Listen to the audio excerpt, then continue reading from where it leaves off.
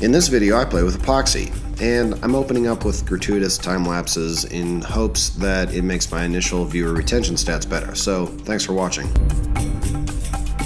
But I'm also going to share what I'm hoping to have at the end of this build so that you're not confused. It's a specialized shelf for my home gym system. I worked up this design and then decided to make it extra complicated by having the angled section on the right created by the live edge of a slab.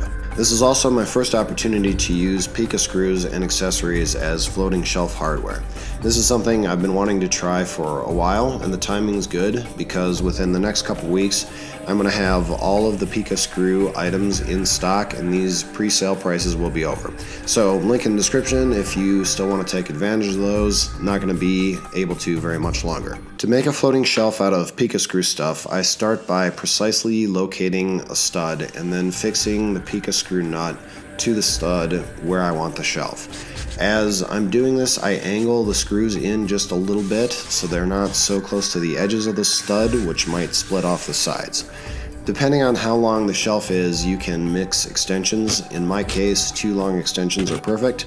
So with a large through hole through the slab that I'm going to be working on, the PIKA screw can solidly anchor this to the wall with just a clean metal front, the staple of the PIKA screw.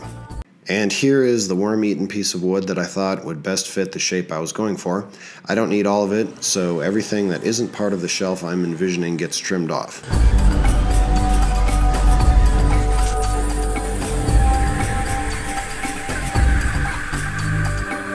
Given the extent of the worm damage, I really need to flood the slab with epoxy, but I have live edges that I want to preserve also. I had what I thought was a clever idea, how to quickly set up for this pour with expanding foam insulation, but I couldn't find anyone who had done this before, so I tested it with a small piece just to make sure everything worked.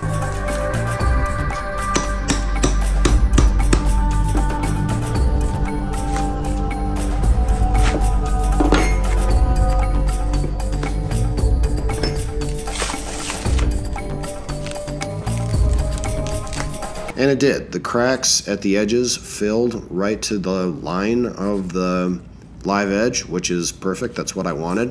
And unsurprisingly, the foam was very quick to remove from the wood. So I went for it with the real piece. With big epoxy pours, it seems like all you see are molds like this with the sides and bottom covered in tape. I thought I'd try something a little bit different, so I'm using just a piece of drywall as the base. I did paint the drywall because I was afraid that unpainted the epoxy would soak into the plaster concrete-ish stuff between the pieces of paper, and trying to remove that could be hard on the planer. With the paint, I'm hoping that just the paper rips away. I expect it to, but that'll be easy to plane off. So I'm hoping it won't be too bad to clean up, but we'll see how it goes. I glued an outer perimeter of 2x4s around the piece, leaving a gap for the foam, and then taped the edges of the workpiece where I wanted the epoxy to flow to the edges. This tape is not to keep the epoxy in, but to keep the spray foam out. And then once the spray foam has created a barrier, then the epoxy will really stay in. I did the same thing on the small test piece and it worked there. So now we foam and pour.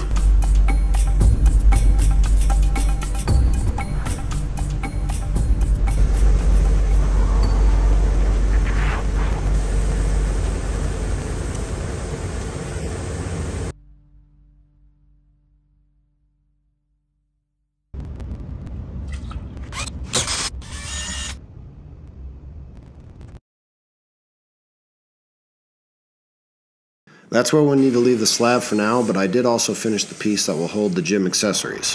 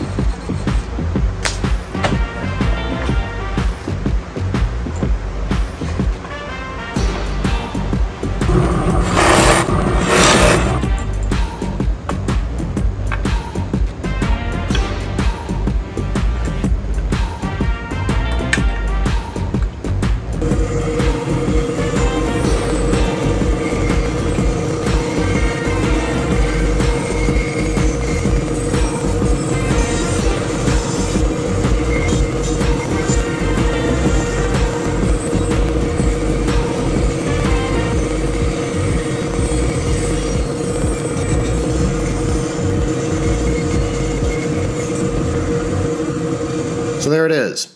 Some people on Instagram thought this looked like a bunch of bondage equipment. And if you did also, I just want you to know that says a lot more about you than me. Thanks for watching. I'll catch you next time when I finish this up and get it on the wall.